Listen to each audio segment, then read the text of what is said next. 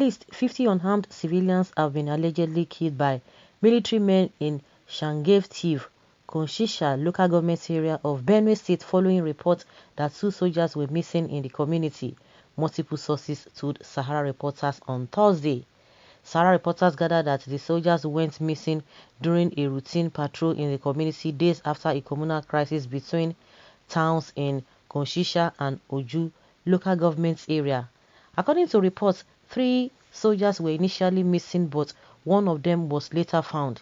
It was learned that troops of the operation Were Smoke on Wednesday and Thursday morning invaded the community. The operation, which involved deployment of military helicopters using missile launchers, left scores of unarmed civilians dead and property said to worth billions of naira destroyed. About 200 houses, including the palace of Ķ1Ł in Agidi and several cars in village, which is now deserted, were set ablaze by the soldiers. Narrating the dastard act to Sahara Reporters, a youth leader said, "We have lost over 50 unarmed civilians. More than 5 of my family members have been killed by the Nigerian army. There are no bandits in Щòng ⁰RM, a military general in Makurdi, is using the army to support his tribe in an age-long war over boundary demarcation. For over 3 days now, unarmed civilians have come under Nigerian military attack non-stop. Fulanis controlling the armed forces of Nigeria, assisting their numerous foot soldiers mobilized by Miyetti Allah in terrorizing the civilians. They keep killing and destroying properties. How can you use fighter jets on harmless and armless citizens while negotiating ransom with bandits and terrorists? As we talk now, most residents have deserted their homes and are taking refuge at ṣඈ Agbaragba.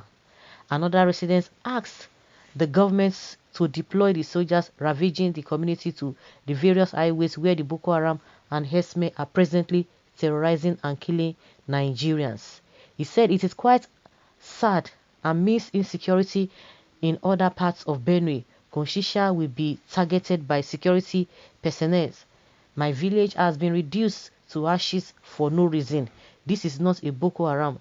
There is a massive destruction and killing spree going on. The aged, women and children are not left out among those killed and displaced.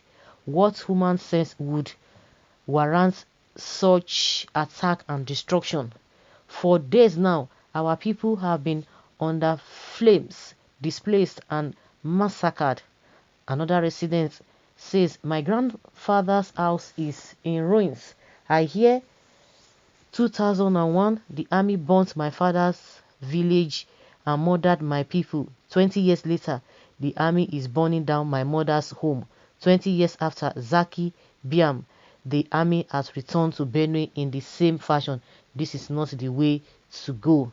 Meanwhile, Governor Samuel Ortom has pledged to return peace to Kkonshisha and ßÖÂJ while briefing journalists after an expanded Security Council meeting with stakeholders from the 2 local government areas. Ortom, who reiterated the need for Benue people to support security agents deployed to end crisis in their areas, admonished the people against attacks on security agents, which would make the situation extremely difficult to contain.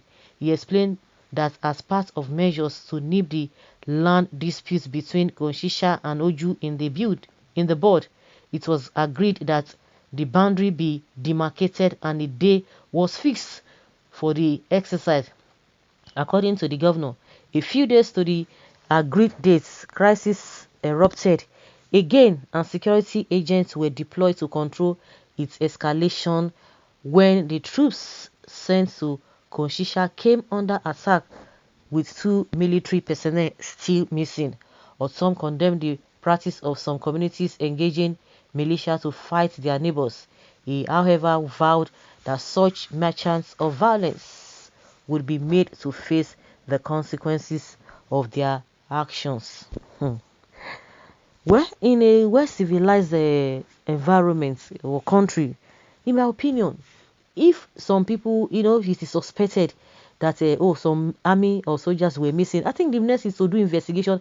And believe you me, by the time they do their investigation, they'll be able to find out those who were really involved, what happened and what. But the idea of just going, on the air and begin to destroy everywhere, I don't know why it's like that. Why should they go in that manner? Why should they be involved in that manner? Any little thing, they will just go to those places. Is it by doing? I don't understand. Is it supposed to be? Please, let's know in the comment section, because I believe that do your investigation and get to know or get hold on to those who are involved. Definitely, if you do your due diligence and do your thorough investigation, they'll be able to get to those people who are involved. Then they will go straight for the people who were really involved. Not that both children and everything. Is that how it's being done? Is that how it's being done? I can't really understand this. The same thing was done in Obigbo. They said that they killed 2 people. Why should it be in the first place? Why? If I thought it happened, do your investigation and you do it, and thoroughly you will get those who were involved. Not that you just be doing things. It's unfortunate. Very, very unfortunate. How can this kind of a thing be happening like this? For how long are we going to continue in this barbaric and uncultured manner? How can the military be so daft, irrational, and insensitive in their approach? This is absurd, obnoxious, and absolutely uncalled for. Lives are too precious to be wasted in this manner. Killing innocent citizens in the guise of safeguarding them. This is unacceptable. Blood the government. Your doom is near. This is genocide. How can innocent citizens' lives be wasted like this? Are we in an animal kingdom where lives has no meaning? Fulani bandits were not bombed even when Gumi showed off their location. This is injustice. The government has committed great atrocity against these innocent lives. This reason we shouldn't blame unknown gunmen for hunting police army in Southeast. Extrajudicial killing perpetrated by Nigeria Armed Forces is too much. Injustice everywhere. Nigeria is a failed country. The only thing they know how to do, killing defenseless citizens. That is the hypocrisy of Nigeria. You want unity, and the best way to pursue that is killing your own citizens. Only if the people know what Thomas Paine said, the power that hath endeavored to subdue us is of all the most improper to defend us. Can such atrocities sin be carried out in a civilized country? Not at all. Only in the damnable contraption called Nigeria, the military killing its own citizens. It's right time we need the Nigeria, or Nigeria will end us all. Okay, it is now time we end Nigeria before it ends everybody.